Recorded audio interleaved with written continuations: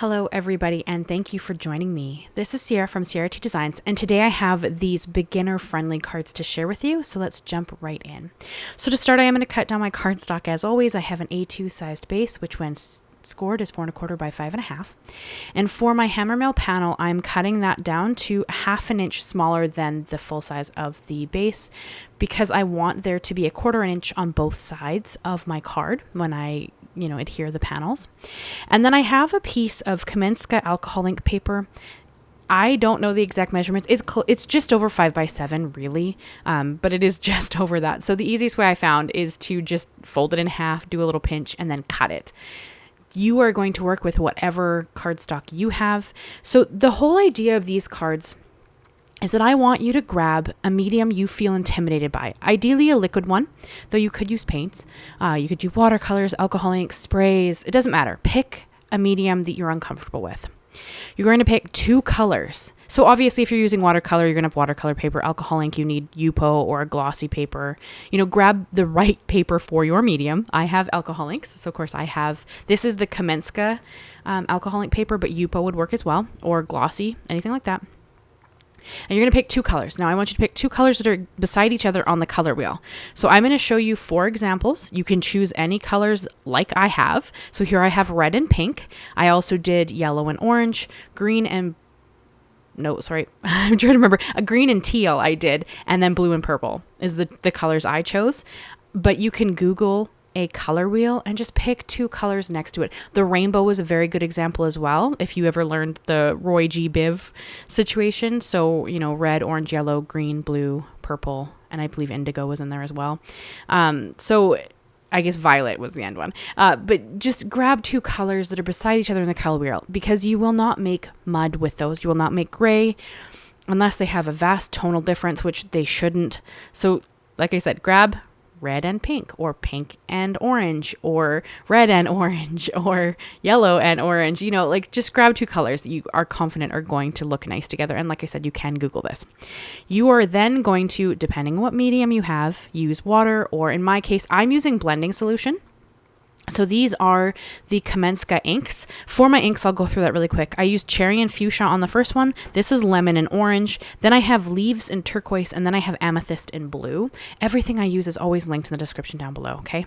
So now you're going to go in with whatever medium you've chosen, and you're going to add something to help it move. So in this case, I'm using blending solution, but if you had watercolors or sprays, you would use water. Use a medium that's going to help them move around, because the whole idea of this is that we're going to create a card with these backgrounds. So we're just going to create really fun backgrounds, and we're going to add a bunch of stuff. We're going to do a bunch of stuff, and we're just going to have a play, because I know people tell me all the time, especially alcohol inks, but I've heard it from other mediums as well, that they're intimidating and they don't know how to work with them, and they're worried about trying them. And when they do try them, they make, gray or brown, and that's not what they're trying to do.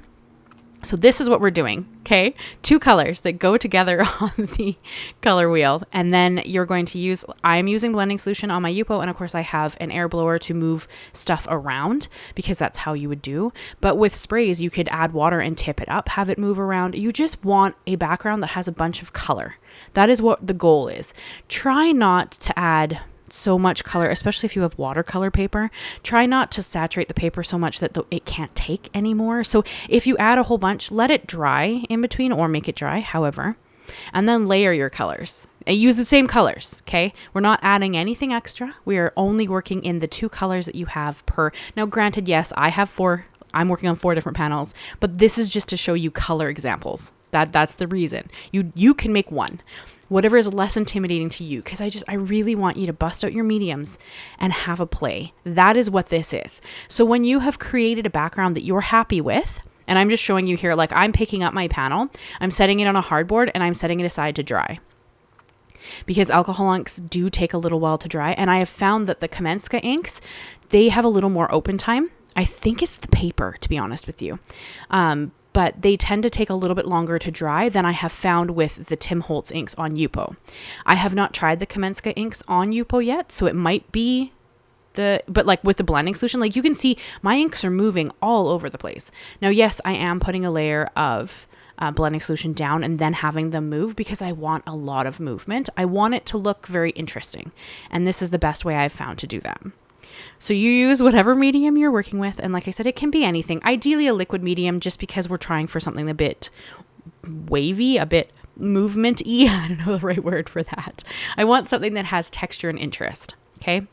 And then we're going to bring in, I'm specifically sticking with stuff that works with alcohol inks. However, if you have done sprays or watercolor, once they're fully dry, and I do mean fully dry, you can add in pastes, splatters. Like you're going to just add stuff. You're going to play with your medium. That is what we are doing. So here I am splattering on, this is 99% isopropyl alcohol. I'm splattering that on with a splatter brush all over my background. If you had watercolors, you could add water splatters. You can actually, if the watercolor is still a little bit wet, you can actually add some alcohol, like the isopropyl, and it will do some interesting things on your watercolors. If you have sprays, you can, like I said, add pastes, splatter water, splatter paint. We are just creating, really, it's going to be interesting pattern paper is kind of what we're aiming for, but you've created it yourself. So at this point, it's pretty much completely dry, but there was a few random areas that were still quite sticky. And I think that's just how the Kamenska ink ends up sitting on top of itself. I'm sure if I left it even longer, it would probably dry completely, but I opted to just bring in a little bit of foil, and I want a little bit of foil. So on the pink and red and the yellow and orange, I'm going to use a gold foil. And then on the turquoise and green and the purple and blue, I'm going to use silver foil. Again, we're just adding fun things to it. It doesn't need to be all over the place. It doesn't need to be perfect. We are not aiming for perfection. We are simply adding fun things to our quote unquote pattern paper. Okay. That is the goal. I just want you to play with your mediums, because I get so many comments, especially on alcohol ink videos, that people are really intimidated. They don't know how to start. They don't know if they want to try. They've purchased them, but they've never used them. And I want this to be your chance to sit down and just do a play. And I'm giving you permission to play. It's perfectly okay. If you hate it by the end, it's okay to keep it and cut leaves out of it, or put some more color on top. Like, this is for you to play. So I want you to have fun. Don't put too much pressure. Don't make it overwhelming. Just sit down and have a play. And if you don't love it, that is okay. I promise it's okay. So there you've seen I've added a little foil. I had it foil quite heavily in like two areas, one on the red and pink one and one on the teal and green one. So I actually added a little isopropyl alcohol on top of it, and that kind of made it bloom out again. Again, we're just having a play. I didn't know what it was going to do, so that's what I tried. Sadly, I didn't do it on screen, so I'm sorry about that, guys. You can't see it, but I just dripped a little bit of isopropyl on top of the areas that had a lot of foil, and it kind of helped separate them. So it was kind of interesting. And then here I've added some white splatter. I'm going to add some black splatter. You could add paste. You could add glitters. You could, like, whatever you want to do. Like, if you have a mica spray and you were doing watercolor, add a little bit of glitter. Or if you have a pearlescent watercolor, add some splatters. Like, we're just creating fun and interesting textured backgrounds. That is all. Now, depending on what size your paper ends up being, that will kind of change how large your strips are. So mine, because it was, just over 5x7, then I've cut it in half. They end up being about, I think it's just under 1.25 inches is what mine ended up being, because that's just what the math of it worked out to be. So cut yours down to whatever. I mean, if you want to do inch strips, that works, whatever the size of your paper was. And this is easily changeable too. This is what I'm working with for my piece, but you can alter this to whatever you need it to be. Now I'm going to put 4 on the front of the card on that panel that we cut earlier. And then I'm going to add 1 on the inside. So I am cutting this into 5 separate strips. They can be as thick or as thin. You can alter the thickness if that's something that interests you. Really, it's geometric, and there's yes, geometric usually has kind of not rules so much, but you're aiming for something that's symmetrical. But honestly, if you wanted to cut, 2 of your rectangles slightly thinner than the other 2, that would look cool too. Like, and we're having a play. There is no right or wrong. And yes, I've gotten in trouble for saying no right or wrong before. You guys know, if you were with that video that one time where I had a comment where someone's like, I hate it when you say there's no right or wrong. However, in art, there is no right or wrong. As long as you are having fun, as long as you are enjoying it, as long as it brings you joy, That is all that matters. That is the intention here, okay? So I brought in a stamp. It's a very thin, like one line. I think it says, I think the world of you, which I think is just a great fitting sentiment. And then we're going to adhere the strips on top of this. That is the card design. And you can easily do this with any medium. You're ultimately just creating a really fun pattern paper with texture and details and interest. And then you turn it into a card. And that's it. We're not adding anything else on top of it. I am going to add some pearls because you guys know I love me the pearls. But you don't have to add embellishments. You can add or not anything you like. You can work in any colors you like. My only thing with the colors, of course, like I said, ideally pick two that are right beside each other in the color wheel so that you're not creating mud or a gray color. Unless you want to create a gray color, then that works too. Some people love that kind of coloring. Perfectly fine. But hopefully this is a project that you guys will just have fun doing, and I hope that you enjoy the process and you get something you like out of it. But if you don't, that's okay. At least you had a play. At least you busted out some mediums and you gave them some love, because I don't see the point in buying stuff and not using it. Don't get me wrong. We are all collectors. That is a hard one not to do. And I have stuff. You guys know I'm going through my stash and finding things that I haven't used to make sure that I use them, because I don't want to be a collector. I want to be a creator. That's kind of where I want to go. But, bust your stuff out. Like, I don't think I've ever used that sentiment. It was from a Simon Says stamp set. I don't even know if it's available anymore. Like I said, everything will be linked and listed down below. And I did add foam tape behind my squares. If you don't want to fiddle with that, perfectly fine. Adhere them flat. Do whatever makes you happy. Just have a play with something you find a little bit intimidating. And it's perfectly okay if it doesn't work out the first time. That's not surprising. You have to practice. And that's okay. And I'm sorry here, my head gets a little bit in the way as I'm sticking these down. And like, this is where you could have more of a gap, less of a gap. It doesn't matter. It's completely up to what works with whatever panel size you have used. But there's no right or wrong here. Okay. So I'm going to adhere all of my strips down, and then they sit beautifully just above that sentiment. And then now we're going to adhere them to the card, and you're going to see that slight edge on both sides. I didn't do the top and the bottom, but I did add a slight layer to the sides, and that just gives it, again, a little bit of interest.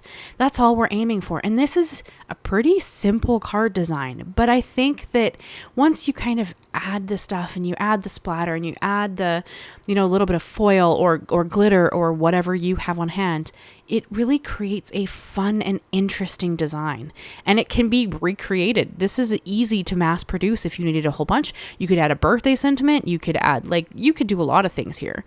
If you want to get exciting, you could add a die cut sentiment on the bottom. There's so many ways to adapt this.